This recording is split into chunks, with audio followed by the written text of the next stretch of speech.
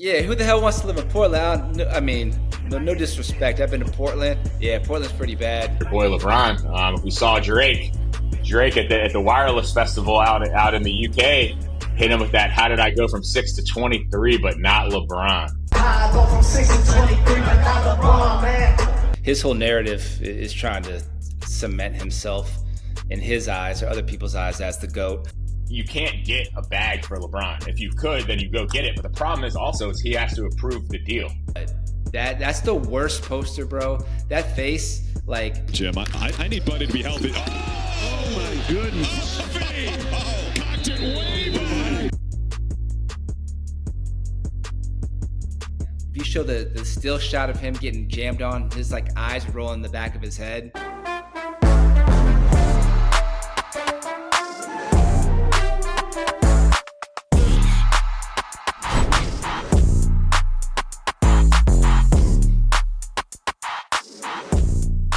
Hey, welcome to the Can't Teach Saves podcast, y'all. Looking forward to another great episode with your boy, Mac Annam and Todd Tomlinson. Yeah, man, let's get into it. Summer League just got excited, back from Vegas. A lot going on. Oh yeah, dude, I'm excited, bro. Before we get into that, we got to talk. We got to talk about our boy Dame Lillard. In the last episode, we talked about all the places he might go, going home to the Bay, possibly going to Boston and all of these places, but looks like he wanted to rehab with his family. So he went home for, a 3-year deal, decent money, player option for a fourth season when he'd be 39. And on top of that, a no trade clause for my guy. Yeah. What do you think, man? I don't know, man. Like for me personally, I would want to see Dame at a place where he could win at this point in my man's career, coming off an injury. Going back to Portland, I didn't think, he was ever going to do that. But when you think about it, it makes sense. I forgot my guy's divorced, so is his kid and baby mom are in Portland. So I'm sure that's, played a big part of why he went there. So, he did what's best for him. I think when you look at Dame's career at this point, going back to Portland, you can basically chalk it up to him he's never going to win a championship there, right? So I think he just wanted to go someplace where he was comfortable to be around family. All that good stuff. But man, like I said in the last pod, I would have loved to see him link up with Steph in the Bay, or at least go somewhere where he can win and play some meaningful basketball. I just don't think Portland, is going to, be in contention in any kind of aspect in the next, call it 5 years. And coming off an Achilles, but sounds like he's going to ride off in the sunset where he started his career, which, I guess is admirable in that way. But, I don't know. What do you think? I mean,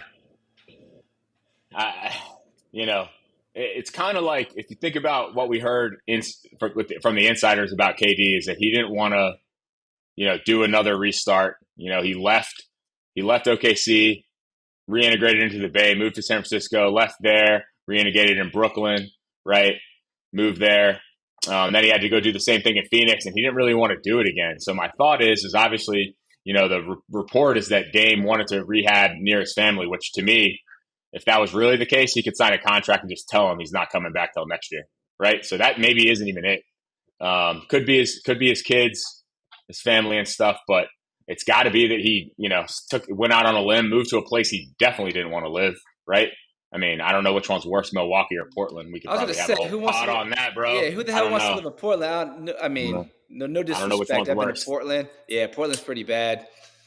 Yeah, I mean, Seattle's terrible, and I would assume Portland's worse than that. So I have not been to Portland, but he already he changed his whole life, moved to a situation where he thought he could win, and it just wasn't it. So maybe he was like, you know what?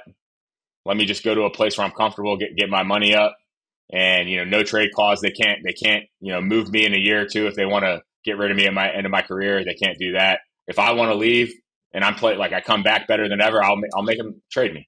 So, and he has the player option for the fourth year. It's like a super favorable player contract, which is good for Dame. So he's going back to Portland. I think they were 12th in the West last year, right? And they maybe had like 36 wins. I mean, they're going to do the same thing again. Maybe they maybe they win 38 games, something like that. They got a couple of decent young players, but to your point, I mean, the West is tough. Even if they were good, I mean, it's just not going to happen. So, Dame goes home. I mean, it shocked me. I didn't see that coming. So I didn't either. And as bad, I've been to Portland. As bad as Portland is, money changes everything. So, I'd live in Portland if I was making that type of money. So, hopefully, we see Dame, a year from now, come back and play some good basketball. I mean, it's tough though at his age as a guard coming off an Achilles injury. So, yeah, it shocked me too. But you can't blame the guy for going back to where he started. yeah. And you think like a logical thought would be, oh well, maybe there wasn't a lot of interest, but there obviously was, at least unless the reports weren't accurate. So he probably could have went to a lot of places, especially if he signed a contract that was a little bit more backloaded potentially, since they're not paying, since he's not playing this year. But Portland he goes, man. Before we get into summer league, we could talk about someone that was at summer league, your boy LeBron. If we saw Drake at the wireless festival out in the UK, hit him with that. How did I go from 6 to 23, but not LeBron? My two, man. You hate to see it. You hate to see those two be at odds. Everybody knows me knows I love both Drake and LeBron. But yeah, it's some shots fired. Friends become your enemies. They're not besties anymore. Obviously, I don't know if you saw it too, but Drake had a LeBron tattoo on his arm, and he got it covered up. And I can't tell. It's a Thunder player, number 2, so it's either Shea or I think Drake tried to tell people it's Pablo Cephalosha, which would be fucking. That's what he said. Which is crazy. I mean, either one's crazy. Will be hilarious. But anyway, yeah, obviously that relationship, and we can go into a whole pod about those two. But the LeBron thing is interesting to me. My gut, as I'm sitting here, in July, is that LeBron won't finish the year as a Laker next year. Now, I'm even tempted to say he's not going to start the year as a Laker either. It just seems like it just seems like that's fractured, right? The whole Rob Pelinka and not involving LeBron and the whole change of ownership and not communicating and them moving to Luka Doncic and which they should do. You know what I'm saying? But that just feels that whole Laker relationship and LeBron and where he's at and the statement that Rich Paul came out with, that just seems like that relationship at this point is fractured, man. And LeBron, with maybe 1 to 2 more years, probably wants to go somewhere where he can win. And even the way he was acting at Summer League, it seems like that, that ride is over. So, they had talked about the 4 teams interested that had made a call to Rich Paul, and they're all pretty interesting. So, I don't know. I mean, what are your thoughts right now as we sit here, in the middle of the summer on what LeBron's going to do and where he should go? Well, here's one thing that I will say. Obviously, they're not vibing. Steph didn't switch up on Drake. K didn't switch up on Drake. You saw KD went. Book was there too. Came out, flew from Phoenix to Vegas to sign that 2-year, $145 million bag, which is the biggest bag we've seen, bro. So, and then he got on his jet and flew from Vegas straight to the wireless festival to see his guy Drake. But what Drake's saying here is that he went from Toronto to being the GOAT, but not LeBron, but Jordan. So LeBron's not the GOAT. That's what he's saying. He's saying that. I'd agree. He switched up on him, so I get it. And he's not the GOAT, so I get it. But saying it's different than thinking it. Where is he going to go? I mean, obviously there's a lot of great situations that he could go to. A bunch of people think he might go to Cleveland and win a championship or two. But I mean, if people want to argue that KD's don't count, I mean, does LeBron's count if he goes to the 1 seed from last year, right? Which is what KD did. I don't know. He could go there. I mean, I don't know that that's a guarantee. But I saw one trade where it was Klay, PJ, somebody else off the bench, and like a bunch of picks or something to Dallas. In which case you have, AD 4, Lively 5, probably Bron 2 or 3, Cooper Flagg, and then Kyrie. I mean, and D'Lo. I mean, that team's winning the championship by a mile if they're healthy. If they're healthy, that team's undefeated, because once Kyrie comes back, you have D'Lo off the bench, and you still have, assuming you don't give Lively or Gafford, you still have one of those off the bench, right? I mean, you could manage LeBron and AD, right? You don't need them most nights to win enough games to be a home seed playoff team, top 4 team. So that's on the table. I think Golden State was also on the table. So assuming you give up Kuminga and something else, and you replace and you put LeBron in the starting lineup with Jimmy and Steph and Draymond, and I mean, still like you or I could play the 5, I guess, for them. But I mean, that's a winning situation too. But I mean, in the West is so tough. So out of those, you probably go to Cleveland. But I think, I mean, Dallas, if everyone's healthy, is probably the best situation if his main goal is just to win a championship. And also, I mean, Dallas ain't a bad place to live either. So nah, that's got to be it for LeBron at this point. You got 1 or 2 more years. His whole narrative is trying to cement himself in his eyes or other people's eyes as the GOAT. We were talking yesterday. There's nothing LeBron can do in the next couple of years. Nah, that's gonna pass Jordan, right? But yeah, I think if LeBron leaves, he's gonna try to force himself, obviously, to a place that gives him the best chance to win. And if you're the Lakers, you're in a weird spot because you're not rebuilding. You got Luka, but you want to build a team around Luka. But when you have one of the best players in the world, you want to win now. So yeah, you want picks, but you also want to supplement what you're losing with LeBron and surround Luka with players that can help him win right now. So yeah, I don't know. And if you're a team, how much are you really going to give up for LeBron for a year, maybe 2, right? Yeah, I'm not giving up a ton.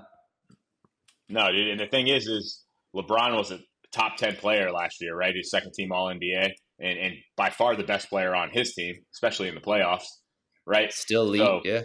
You can't get a bag for LeBron. If you could, then you go get it. But the problem is he has to approve the deal, right? Because he has a no trade clause. So he can say, hey, you can send me to these 5 teams or 4 teams or 3 teams or whatever, but it's not worth getting, a middle of the road guy or a young guy with even Kuminga, right? Unless you're just going to say, well, we're not going to win the next couple of years, but you really need picks too because they don't really have any.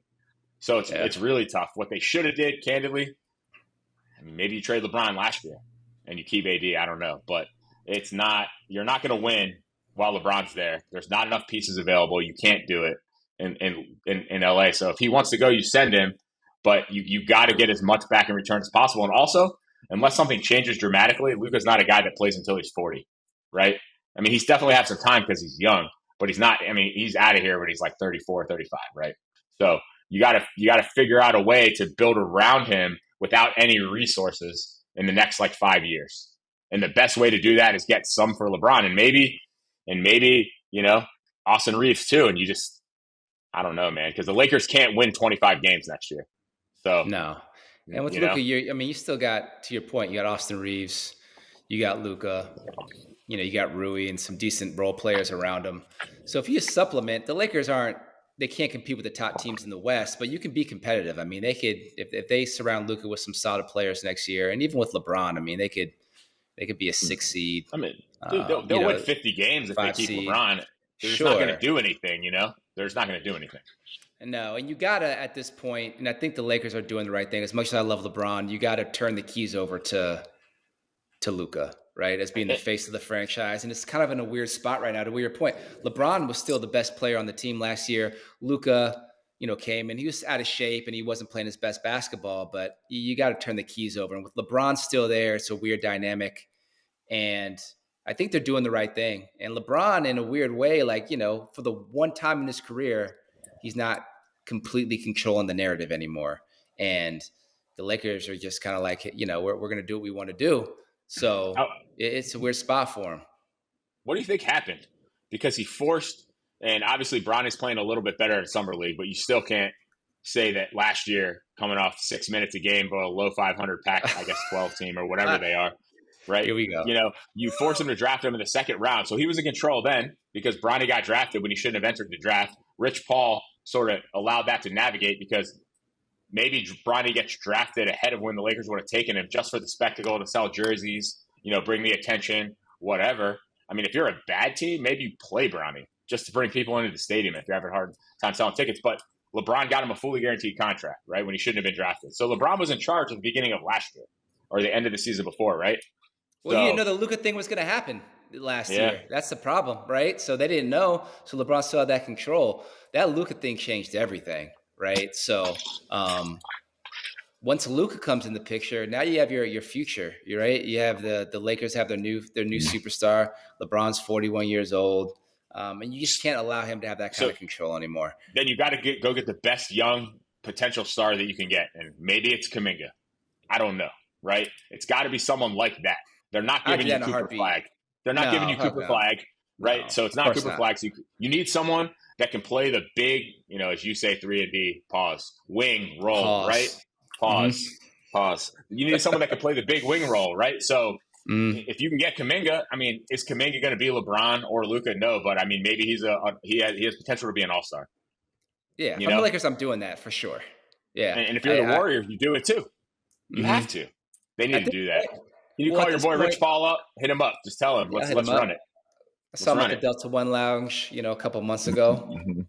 Didn't exchange numbers, but I'm sure he listened to me. But like we said, Steph, if you're the Warriors, bro, Steph is still elite, but he is in the tail end of his career, obviously, as is LeBron, as is Draymond. Jimmy Butler's getting older. If you're the Warriors, like, you got to win now. There's no point in trying to get young or build for the future. You have a couple more years.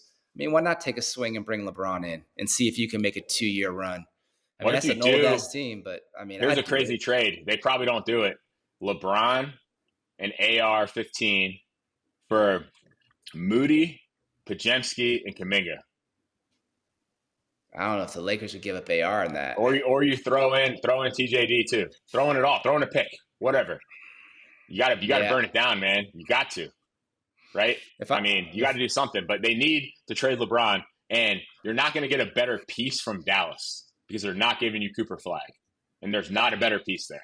They're not. No. Right? Obviously, you don't want AD, right? And you're not, and you probably don't want Kyrie. So, and I mean, unless maybe in Cleveland you get Garland or something like that. But I mean, I'd probably rather have Kuminga than Garland. I think his ceiling's higher. But I mean, Well, it's what do interesting you do? because Garland handles the ball. He's a point guard, and you already have Luka, and you have Austin Reeves. I mean, I'd take Garland just because he's young and Kuminga's he's been injured a 23, lot. homie.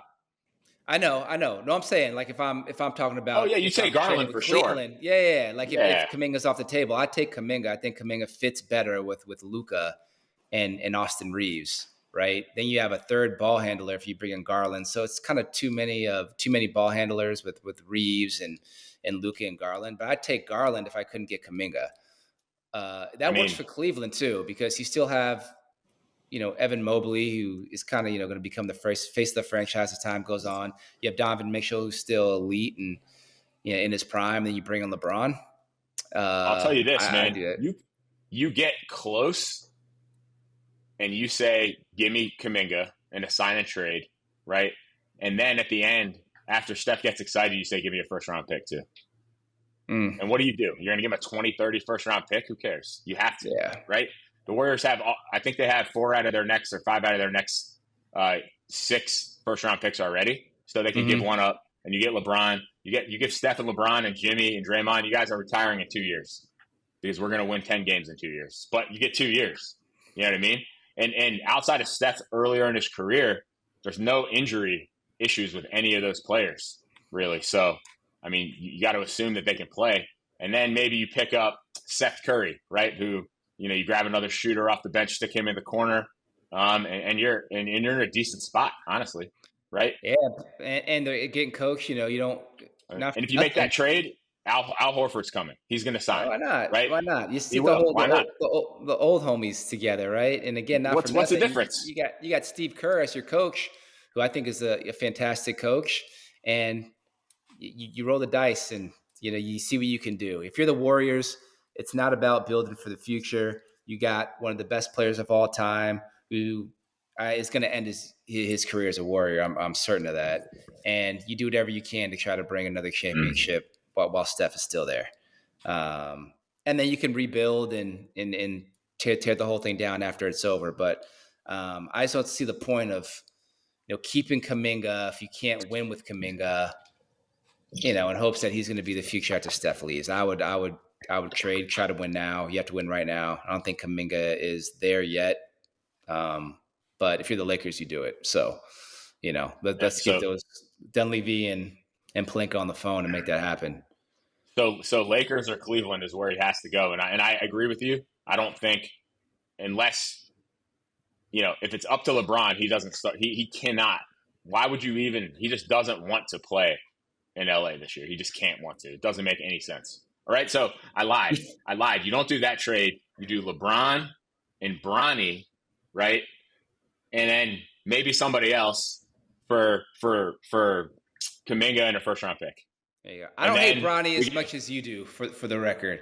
We're gonna talk. We can get into that. We're gonna get into Bronny, but yeah, do it. I'm sure LeBron, and honestly, with this situation too, with the no trade clause, and LeBron can pull the strings and bring Bronny along with him if he wants. But Bronny at this point, honestly, might be like, fuck that. I'm sick of everybody thinking this is nepotism. I just want to carve my teeth away from you for once, and if that means I get moved down to the D League and have to work my way back up onto a roster, I'll do that.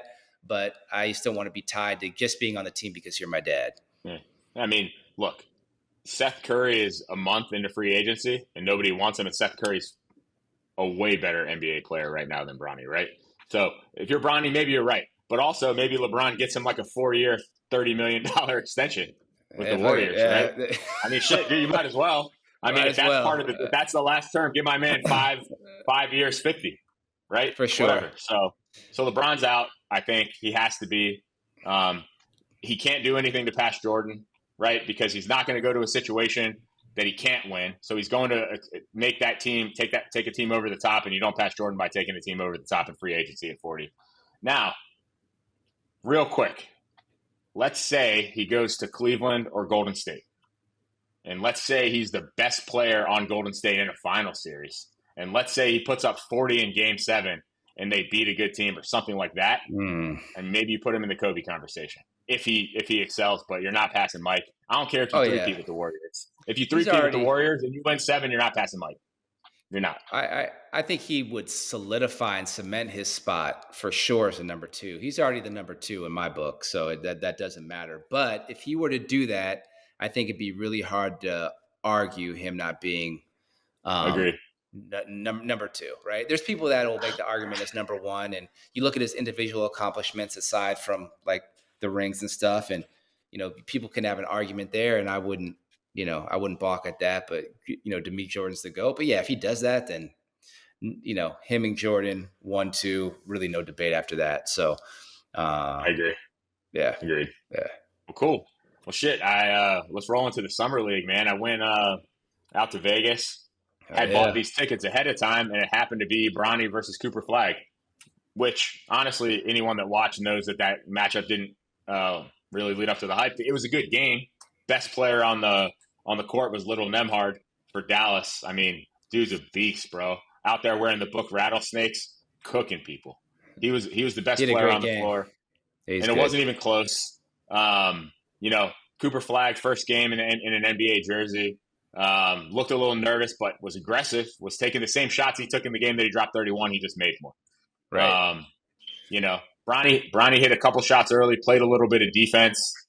But I'll tell you this, man, just from watching it, he was playing most of the game. And then like 6-7 minutes left in the fourth quarter in a game where they're down like 6 or 8, they sat him and they didn't bring him back into the last possession of the game. So you're bringing in a kid in a game who had the hype, and he hasn't played in 6 minutes, and he's got to come in with like 15 seconds and take the final shot, which is a step back double clutch 3. Like, you're not putting him in a good situation. He's never going to make that shot. Obviously, like, you watch the highlights and they're like, oh, Bronny, misses game winning shot or whatever, but it's not really that. Like, you shouldn't have put him in that situation anyways, right? So it's almost like someone from the Lakers or the league said, yo, put Bronny in, send him down there, maybe he hits a game winning shot, right? Great game. Interesting to see Cooper Flagg. He tried to bang on someone. Like, he did all the same stuff he would normally do. High energy, high effort. I mean, he also, the biggest takeaway from that game, which I texted you probably midway through the first quarter, he's playing point forward. And that's huge with Kyrie being out, right? Let's not underestimate that. If you make him the ball handler and D'Lo can be second, right? Because that's your shooter. Like, D'Lo is a much better player off the ball than he would be primarily ball handling, unless you need him to hit a bucket in crunch time, like, at the end of the shot clock. So let's not underestimate being 6'9", bringing the ball up the court, being able to see over everyone and make plays, right? Because that's what they're going to have him do. So that was my biggest takeaway from that game, outside of the fact that Bronny, although having a better summer league, was one of the worst players on the floor in that game. And it's probably because he's trying to prove who he is, right, as an NBA player. The fans either think or want him to be the best player out there, and he's just not, right? It doesn't mean he can't be in the future. And he's also 6'1", 6'2", trying to guard Cooper Flagg, which doesn't make any sense. But anyway, great time there, though. Yeah, I mean, Cooper Flagg, yeah, to your point, super aggressive. You see that a lot, though, with number one picks in the summer league. There's a lot of hype, a lot of pressure. They usually come out and they struggle the first game. It's happened with a lot of players, and they come out in the second game and play much better. But yeah, to your point, you love the aggression. He wasn't scared out there. Basketball is a make or miss league. It's basketball, so sometimes you're gonna get stones, sometimes you're gonna get diamonds, and he did knock down his shots. But his versatility, to your point, I think is what's going to make him a great player in the NBA. I think Dallas is going to want to run the ball, get up the court quick. You can outlet it to Cooper and let him, push the ball and try to create. If you have nothing, you pull it back out. To your point, get to D'Lo, and then set up and run your offense. So I said it on the last pod. I don't think Cooper Flagg is generational per se, but I think he's going to be a really good NBA player, again, because of his motor, his willingness to defend, block shots, rebound. I think his jump shot is going to continue to develop and get better. Once he starts consistently knocking down three-pointers and pull-up jump shots, I mean, the guy's going to be a weapon. So I love his game. I love his aggression. I love his motor. So even though he, didn't play well, he impressed me in other ways out there. And with Bronny, I mean, it's to your point, people go out there to see Bronny. Some people want to see him fail. Some people just want to see him score. But, he's going to have to carve his teeth in this league as a defender. Offensively, he can knock down open shots. He's super athletic. We were talking about that the other day. I mean, the guy he's a crazy athlete. But he just, I think, he's got to work on pull-up jump shots, creating space in different ways. He can straight line drive and knock down some open threes. But, if he wants to play in the NBA and make a roster, it's going to be defensively. So, but yeah, that was an entertaining game. Don't connect and play, great either, but he's going to be fine. But, Cooper Flagg didn't play well that game. But to your point, second game came out, showed why he was the number one pick, and then they shut him down for the rest of the summer. So, I look forward to seeing him with that squad out there. Those boys are going to be dangerous. They are, man. I'm excited to see Bronny did, he's playing better, obviously, than he had been. Obviously, he had a decent league in the G League, or decent year in the G League last year. Yeah. He didn't play a lot in the G League, though. He didn't play a lot, right? I think 11 games, 11 or 12 games. Yeah, so he needs some more time. You can't – there's no value in sitting him on the bench and watching all these games. I mean, you could still bring him up there certain times, but you need him to get some reps in with guys that are NBA players, which are, a lot of them are in the G League. So they all are, but a lot of them will have a shot, two-way or whatever. So hopefully they could give him some time to do that. What about second-year NBA player Johnny Furphy just cocking it back on homeboy? And my man, maybe in one of the worst posters ever. Yeah, it's bad, Doug. I wasn't familiar with Furphy's game, man. You saw him. Yeah, obviously I knew he was on Indiana. He got no run this year. But that shows you right there just the amount of athleticism and skill it takes to play in the NBA. Furphy didn't get a minute of playing time. And look at the kind of athlete he is. But that poster, and I don't know my man's name who he smashed it on, but that's the worst poster, bro. That face, like, if you show the still shot of him getting jammed on, his eyes rolling in the back of his head, and that was he just nasty. Knows though. He does. He just knows. He knows, in the moment. He's like, this is gonna be bad, He's never gonna live that down. But yeah, he came back, drove the lane, and I mean, he pulled that back and he dunked on him. It was vicious, but that still shot is one of the worst, I've seen. Dude, this kid. So I just looked up real quick. The kid, he was a rookie, 12th overall pick. He was in an academy in Germany, and before that, he played in France. So this is his first game in the U.S. Essentially on a team.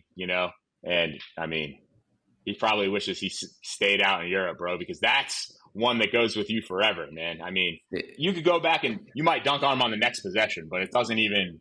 That shit was terrible. I feel bad for the kid.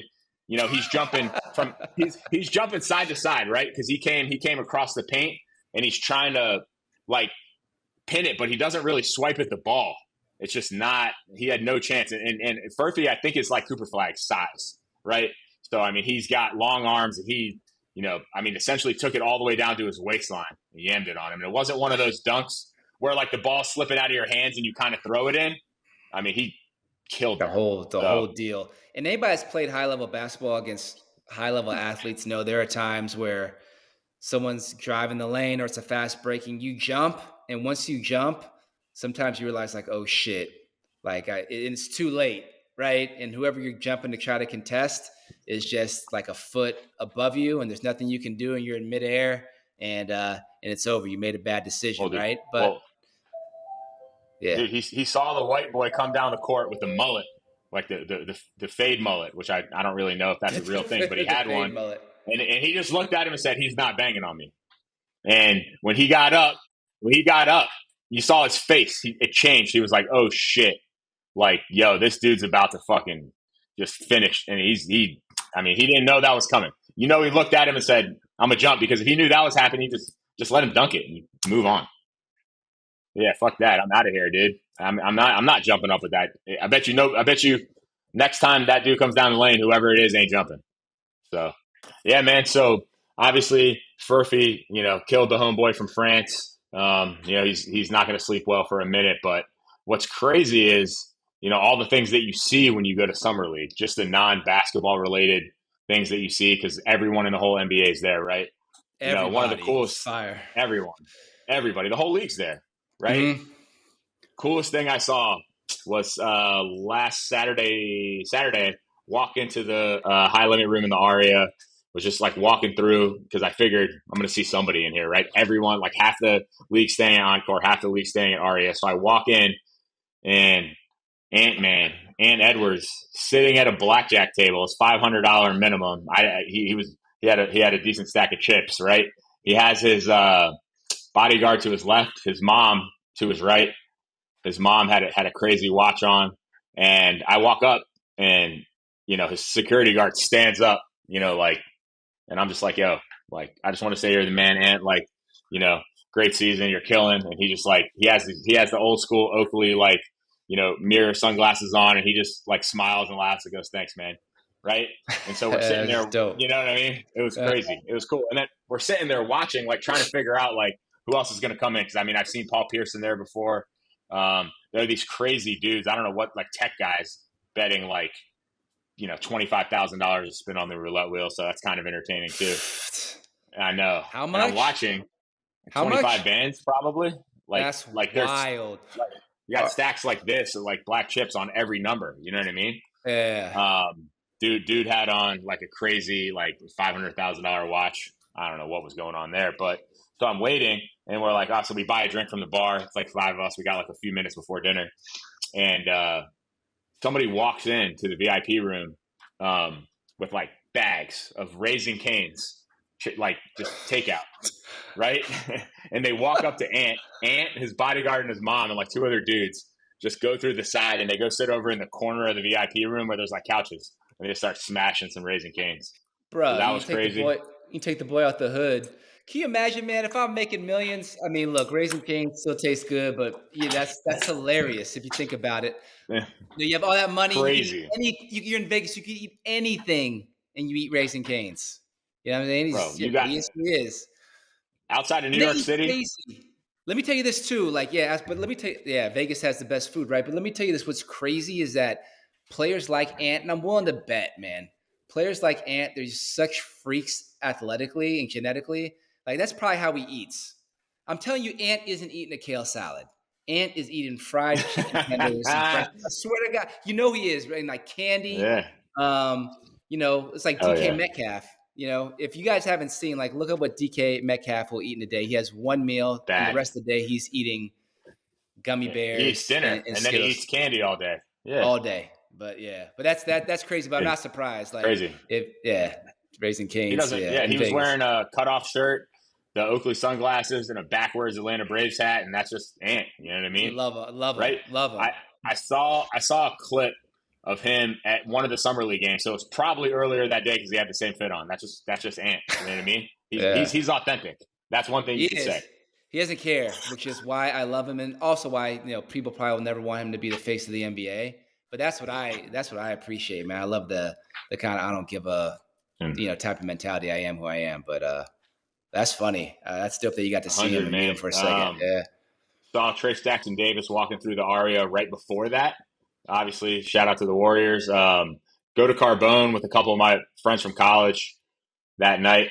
We're sitting there. We're kind of like, if you come in, if anyone's ever been to the Carbone in Vegas, you come in and there's a dining room to your right. There's a bar in front of that, and you go left. Bathrooms on your left. We have like the second table on the left, right? And now they have a big private. They have 2 private rooms on the left side, and we were sitting next to one. And then there's a whole private new area in the back that they probably opened 6 months ago or something, they said. And it maybe has like 10 tables in it and another bar, right? So like a bunch of people go back there, and they're not putting any of us back there, right? It's kind of like you're not in LA or New York, but it's like that where they're putting everyone back there. So we're sitting there. Within like 5 minutes, Mike Dunleavy walks in, and I want to literally walk up to him and be like, dude, what are you, like, wake up. You know what I mean? Free agency started a few weeks ago. You're the only team that didn't do anything. And I pull my phone out, and I'm about to take a picture of him because I just, like, I'm so frustrated. And I was going to send it to you and be like, what's this guy doing?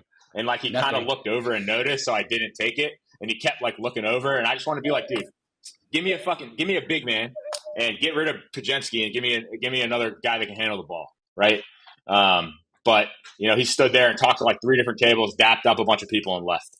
Right after that, Spido walks in, and we had just seen that he got engaged. So I'm, like, expecting to see his chick.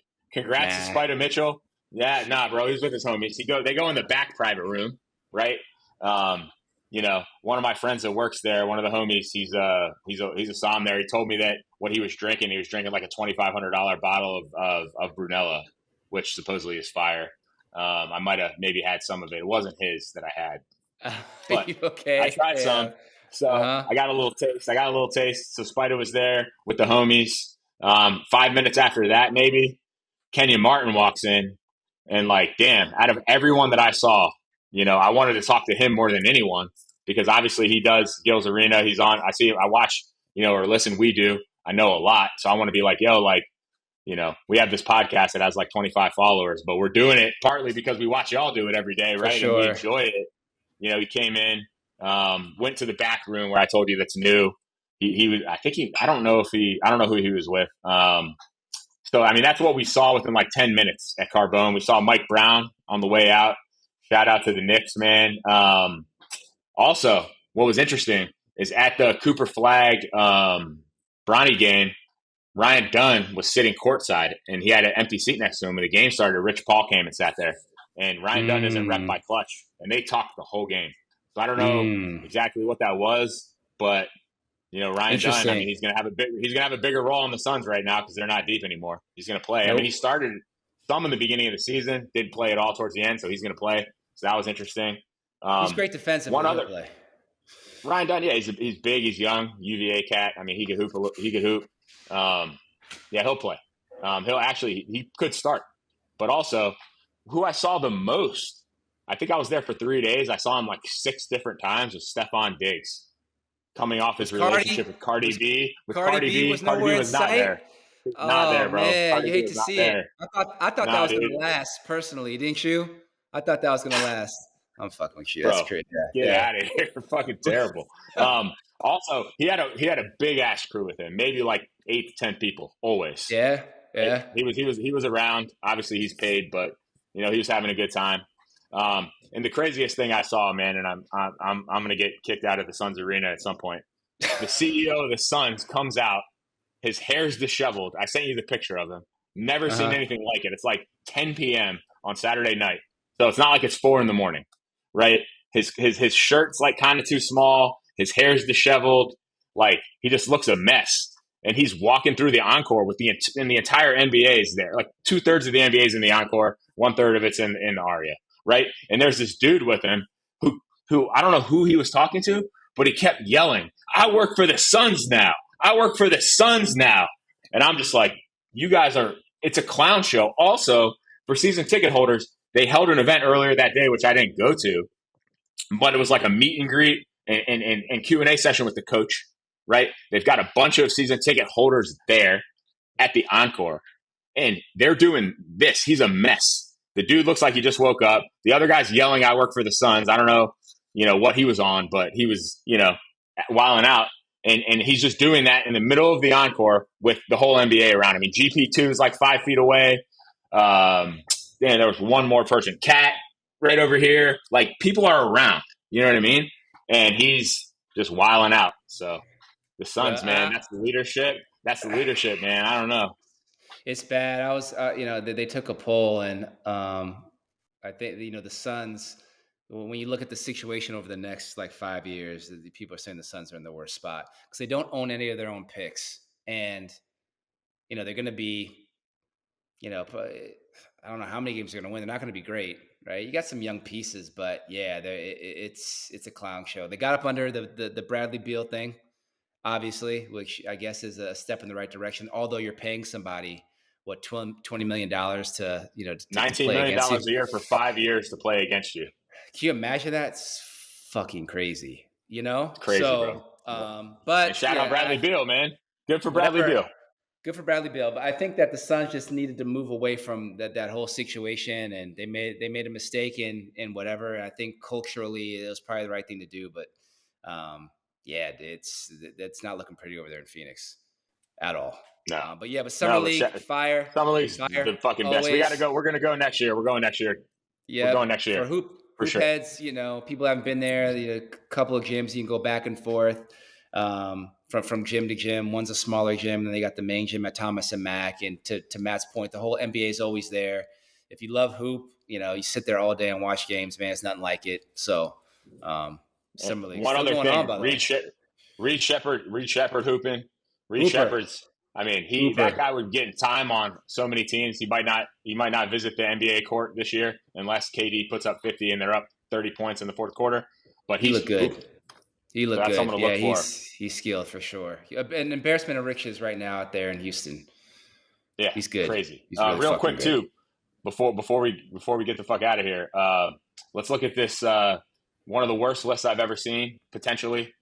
Because Kobe being Bryant is outside of the top 10, so I think it's fair to say. Sickening. And it hurts my I got a fucking stomach ache looking at this shit. So Bleacher Report, top 100 NBA players of all time. You know who you are. You hit me up and told me that LeBron's better than Kobe because he's 9 spots ahead of him on the Bleacher Report list. I don't want to hear that shit ever again. You could say he's better than Kobe. You can't say he's 9 spots better than Kobe. That is no way. Crazy. No way. So look at this list. Yeah. What do you see? Michael 1, LeBron 2, no problem with that at all. The Kobe Bryant slander at 11 is wild. Madness. Steph is 10. I'd have Steph higher, but at least Steph is in the top 10. Okay. Look, Bill Russell, for everything he did for the game, he was a good steward of the game. He was a winner. I think the rings thing with Bill Russell, and he was a good player. He was a great player, but I think we get clouded by the amount of rings he has. And we overrank Bill Russell. Him being at 5, is way too high for me. Kobe needs to be, at least in the top 5, right? So that's that's first and foremost. So just to everybody that hasn't seen it, the top 10, it's Jordan at 1, LeBron 2, Kareem at 3, Magic at 4, Bill Russell at 5, Shaq at 6, Tim Duncan at 7, Larry Bird at 8. Wilt at 9, Steph at 10. Then we have Kobe Bryant. So I've told you I've been vocal about my top 4 of all time. It's Michael Jordan, LeBron, Kobe, and Steph.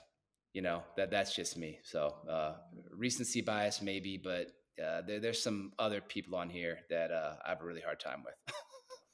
What do you see? Well, you got like 18, you got like 19 or 20 active players in the top 100. That's one thing, which is interesting. So there's some recency bias to an extent. There's a couple things that jump out at me. You have KD 2 spots behind Kobe being Bryant. That's one. And I love KD, but that's crazy. And you have Allen Iverson at 36. Sickening. Terrible. Sickening work. He's behind John Stockton.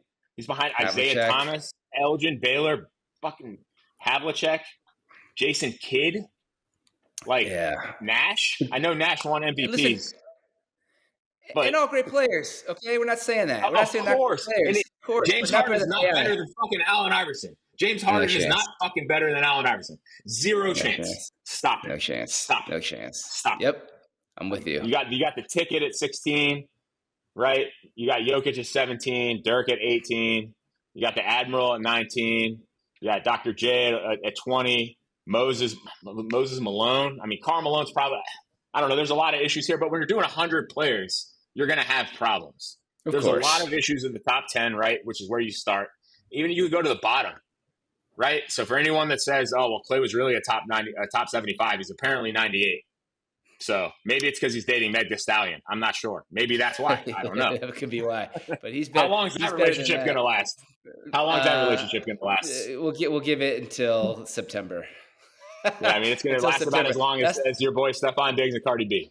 That's the odd couple. But like the Klay Thompson thing bothers me too. He's the second best shooter in the history of our game. You know what I mean? And I know, look, again, every player on this list is great. They're the top 100 players in the history of existence of the game of basketball, right? But Klay Thompson, was better than Joe Dumars. He just was. He is. He still is. And I'd take him over Tony Parker, who's at 86, right? So, and Grant Hill at 79. I think that, I'd take Klay over Paul George at 78. I'm taking Klay because Klay wasn't just a shooter; he was a great defender, and he played big and big. Yeah, you're looking at performance, you're looking at talent, you're looking at accolades in career, and you're looking at impact, right? Whether it's cultural or on the game. So Klay was a part of the shooting revolution that, Steph drove. But with Klay and Steph, the Splash Brothers, you can't put Dikembe Mutombo ahead of Klay Thompson. Klay Thompson was integral in 4 championships, right? And going to, 7 or 8 championships, and essentially in 6 championships in 8 years or whatever. And they got Dame 34 ahead of Klay. That's crazy. And again, Paul George, stop it. No rings, but they call him playoff P. We know that's a lie because he's historically over time, just like us, podcast P has played bad in big games. Klay, Game 6, Klay always showed up for the most part in big games. So I think that Klay was ranked way too low. He barely cracked the top 100, which is crazy. And Kyrie at 69. Okay, as far as skill set, the guy was integral, obviously, in the Cleveland win in the ring. And they have Dame at 64. I wouldn't put Dame Lillard ahead of Kyrie Irving personally. I wouldn't. You can't. It's not even close. Kyrie hit a game-winning shot in the Game 7 of the NBA Finals to beat the 73-9 Warriors, which sickens me. But he's way better. And also, we're looking at a list that's essentially cream and blue. Blue's active. So if you look at all the blue players, you're putting Klay ahead of Jason Tatum, putting Klay ahead of – how is Draymond Green ahead of Klay? You're putting Klay ahead of Draymond Green because he's a better basketball player, right? And they were, on the same team. He's better than Jimmy Butler, who's at 83. He's better than Paul George. He has a better career than Kyrie. Joel Embiid, 30 spots above him. Joel Embiid's played less than half the games he's been in the NBA for. He's better than Dame. He's better than Luka at 57, right? He's probably better than Russ. And then you got AD at 45. If you're looking at the career, look, he's not a better basketball player than a lot of these people. But if you're including the whole spectrum, right? If we're talking about talent, you put LeBron at 1. But he's not. He's at 2, right? So, I don't know, man. This list frustrates me. Although, to be fair, I wouldn't want to have to perform this exercise myself, right? So, But we're going Chris Webber above Klay Thompson. Chris Webber above Klay Thompson. That's wild. We're going to conduct this exercise, not 100, but me and Matt are going to conduct the top 20. We should do like 25 or 30. Yeah, we'll do. Well, we need to do at least 20, at least 37, or else we can't use Allen Iverson. So. Yeah, right. Exactly. Yeah, exactly. But we'll do this. There's problems with this list. I think we could have done a better job. I don't have problems necessarily with the people on the list, just the order. Right. You think Kevin McHale is 51 spots better than Klay Thompson? 52 spots. Obviously not. 52 spots. He was a winner, and he did a lot of great things, but he not better than Klay Thompson. No. To your point, he didn't change the game as much as Klay did. If you look at individual statistics, Klay, again, one of the best 2 shooters to ever play the game of basketball. Great defender, winner. Yeah, it's blasphemous. That Jesus he's at Shuttlesworth 98. behind Dominique Wilkins. Come No, on. crazy. Third best shooter to play the game, right? Yeah, crazy and work, winner. dude. Crazy work. 2 rings. Mm-hmm.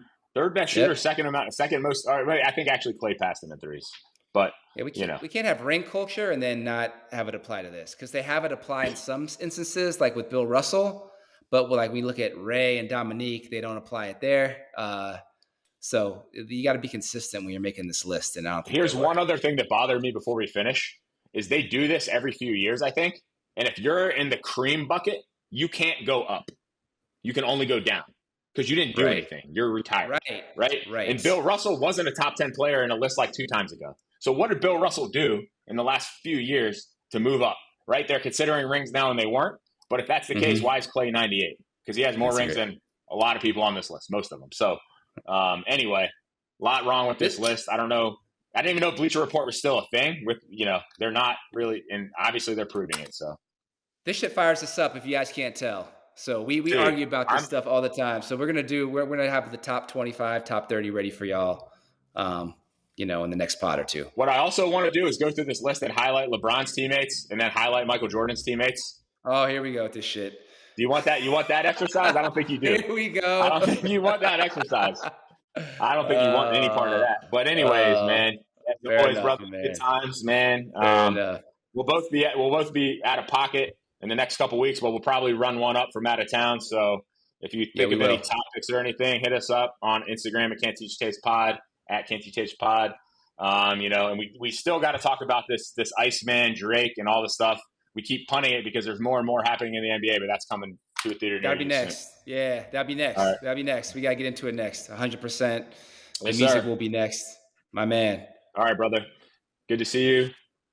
Peace.